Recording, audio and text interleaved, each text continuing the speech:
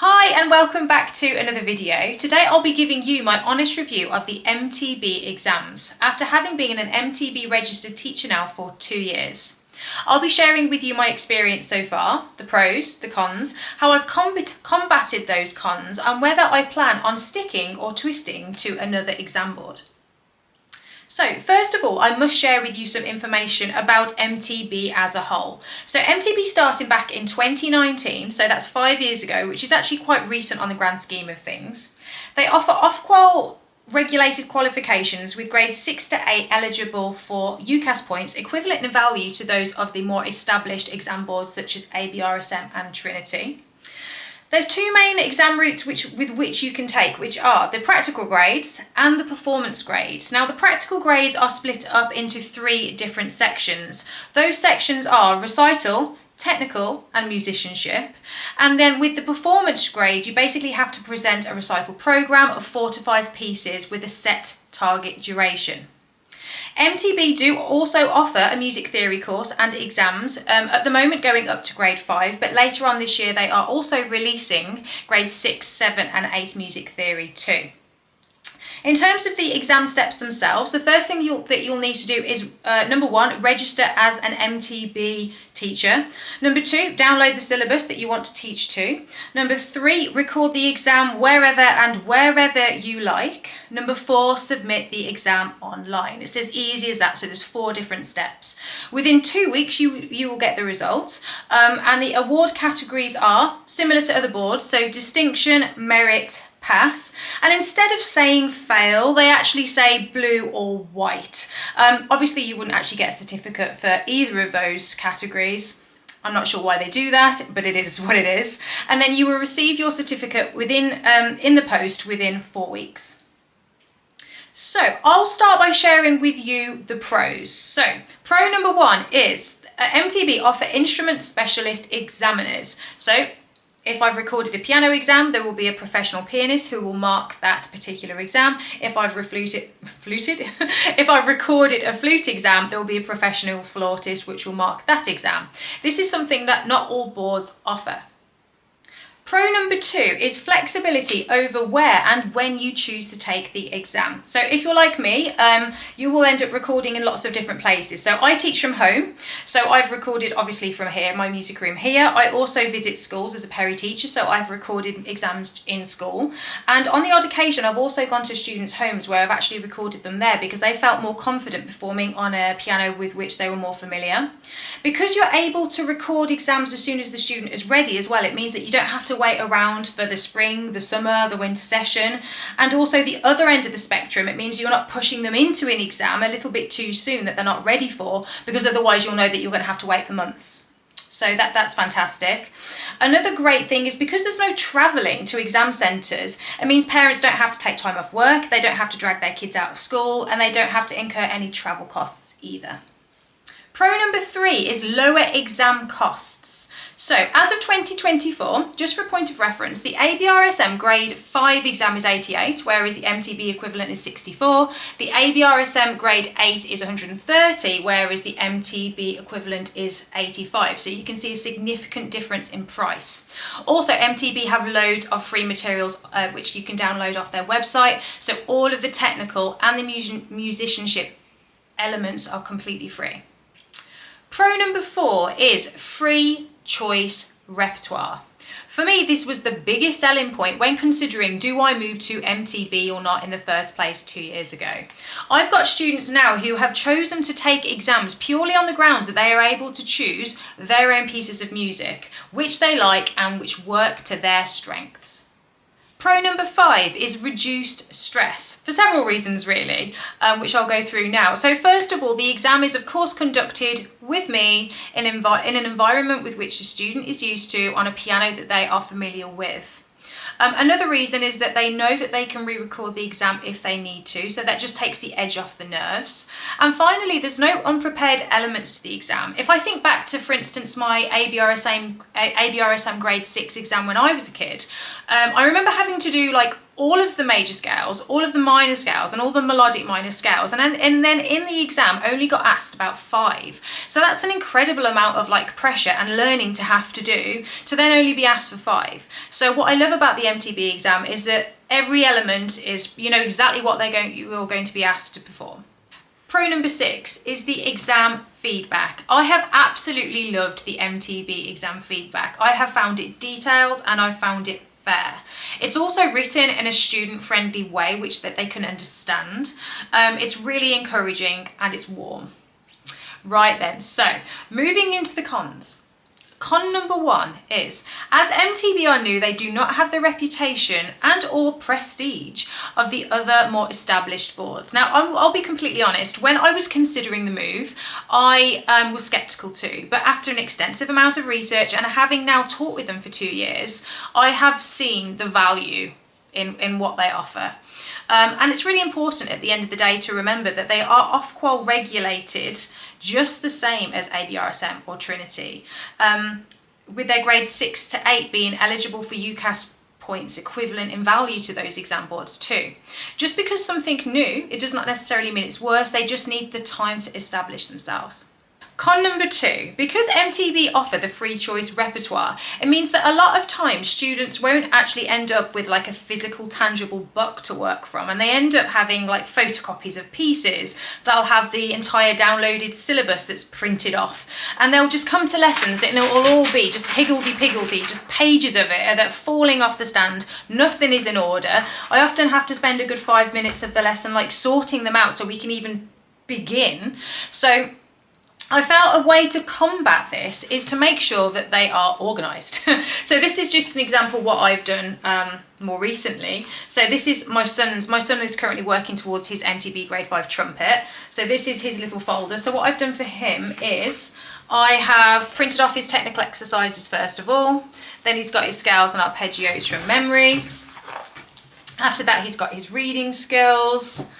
After that, we've got the listening skills, and as it is at the moment, the pieces he's actually working on are in books, but if he actually had pieces that were printed off from perhaps Tomplay or photocopies of things, we could also put that in the folder as well. Now, this is something that over the last year, like I said, I've been working with MTB now for 2 years, but it's only really over the last year that I have really like hammered in the importance of students having a folder that is organised. So when we start a grade in the first place, I actually ask them to bring a folder, and then we put everything in the folder to begin with, so we're just set then, and then when they get home they can just put it on the stand, it's all ready for them, it's all in order. Con number 3, and this, you might not consider this as a con, but it's definitely something that I have noticed since I've been working with MTB, is that although the exam itself is less stressful for the student, that doesn't necessarily mean it's less stressful for the teacher. And there's several reasons behind this. I'd say the first reason that it's less stressful for the teacher is that the teacher has got the job of actually facilitating the exam. They need to make sure that their recording equipment is charged, that no one's going to just bust into the room mid-exam. They can actually hear the exam being done, and I think as a teacher sometimes like your desire to interfere and be like, oh, you know, that's quite stressful to have to listen to a student, whereas obviously if you sent them to a test centre, you know, ignorance is bliss to a degree. Another thing as well is that with the MTB is that you of course have to take pictures of all of the repertoire. You need to make sure that you have printed and signed the verification forms. If a student is doing the higher grades, they also need copies of their ID. You need to take photos of them. There's all these other things which come with recording and submitting an exam that usually within a traditional board you don't have to do. You send them to the test centre and then you're done. So that is something that, and the only thing I've done to sort of mitigate against this a little bit is I've noticed if I've got specific pieces which I tend to reuse a lot. So for instance at grade 2 I love the arabesque, the Bergmüller. When I first took pictures of that piece to submit for an exam, I keep it in a folder now, so I've got those pictures ready to draw on, so I can just drag and drop rather than needing to retake those photos. But ultimately there's only so much mitigation you can do against having to facilitate an exam yourself. So, con number 4 is the free choice repertoire, which is probably a bit bizarre really, because earlier on I said that that was the main reason why I switched over to MTB in the first place. But I do feel like this is a bit of a double-edged sword. So because you are allowed to choose whatever repertoire that you want to, it often means that students just want to do what they want to do. And sometimes by giving students completely free reign of something, it doesn't necessarily do them the best in the long run. No marks are awarded, for instance, for varied style of repertoire in the practical grades at least. So theoretically it would mean that a student could literally play 3 pieces that they really love, all by Einaudi, for instance, because I know he's a really popular composer. But I don't feel like as a teacher that's the best way forward. So you do have to, in terms of combating this, you do have to be very strong-willed in ensuring that the repertoire that you do teach to, the 3 pieces that you choose, are varied. Now obviously I'm not necessarily, if they're not interested in Bach, that's fair enough. I'm not going to force it upon them, but what I do tend to do is always have like an etude or a technical piece, usually in a minor key, because that's the way into sort of kind of trying to do those sorts of pieces with students. They often love them if they sound evil. So I'll do something like that. We can then do a jazz piece, and then maybe one of the sort of neoclassical pretty Yuruma Einaudi type pieces. But having that kind of holistic balance to your repertoire is so important, and that you could fall into the trap of not doing that because of this free choice. So just be careful.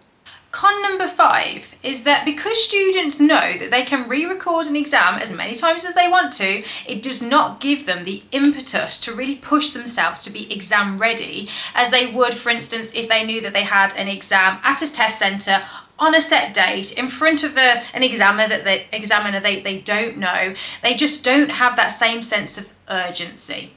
One of the ways I've gone about combating this is I've said to parents and to students that we are going to set aside 3 lessons in order to record your exam. Obviously the first one is we'll do a recording, but we'll take it more as a mock which we will record. If that's successful, fantastic, we can submit it, but then they come back the following week, we'll do the similar thing again. I'll give them more feedback. On the 3rd week they know that they have to submit that recording.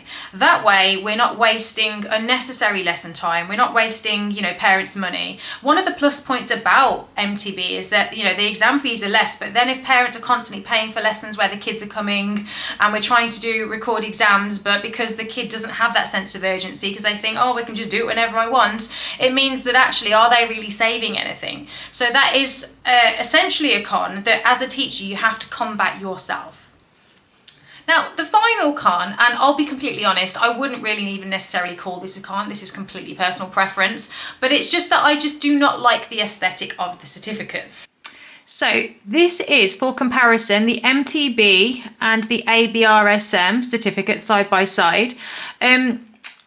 Just to sort of go over it, what I think I'm not as fond of with the MTB certificate is the fact that it's on brilliant white paper. I'm not particularly fond of the font. And then in comparison with the Abrsm, it is on that sort of like creamy coloured paper. I prefer the font, and I don't know if you can see, but faintly they've got the sort of coat of arms behind. I just think it looks a little bit more prestigious as a certificate. Again, like I said, this is not important. It really isn't, because the weighting of these things is identical. It's just, I think it's just something that I wanted to mention that I'd noticed. And then finally, moving into the verdict, do I stick or do I twist? Well, after having worked now as an MTB teacher for 2 years, I have very much decided that I would like to stick. For all of the reasons that I've said in this video, and any of the negative things that I've found, I've actually managed to combat for the most part anyway. At the end of the day, I have so many students who are now doing exams who wouldn't, quite frankly, wouldn't be doing exams if it wasn't for the MTB offering. And I think that's quite telling. And I appreciate that exams aren't the be-all and end-all, they're not for everyone. But by working towards an exam syllabus, I just feel like it gives your lessons structure. Students make way more progress holistically than they would otherwise, because I find that students who aren't working towards the exams, to be honest, it's like, oh, can you help me learn this? They'll do a page of it, get bored, and then they want to do the next thing they've heard on YouTube. And then sometimes I feel like the lessons don't go anywhere. But by working towards a syllabus, like the MTB syllabus, I just feel like it helps students to develop holistically. So if you have any questions, please comment below. If this has been interesting to you, please like and subscribe, and I will see you next time. Bye!